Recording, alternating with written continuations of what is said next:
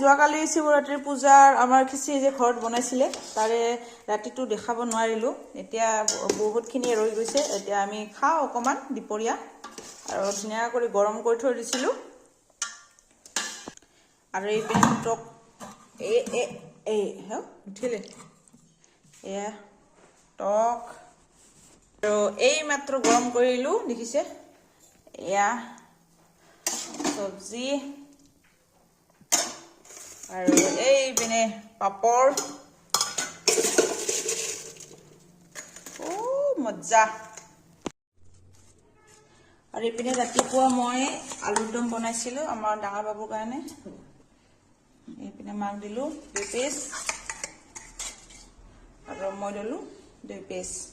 এইপিনে দেখিছে আহিলোঁ টিভি ৰুমত। টিভি ৰুমত মা টিভি লগাই আছে আৰু আমাৰ ইয়াত টিকলিও শুই আছে। আৰু আমাৰ দীক্ষাক অকণমান আজি মই ভাত খুৱাই দিম। খিচিৰিটো যে গৰম কৰিছিলোঁ অলপ ঠাণ্ডা হৈছে।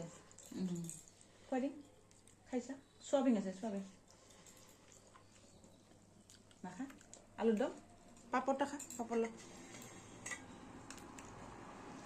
লগতে ময়ো অকণমান খাই চাম।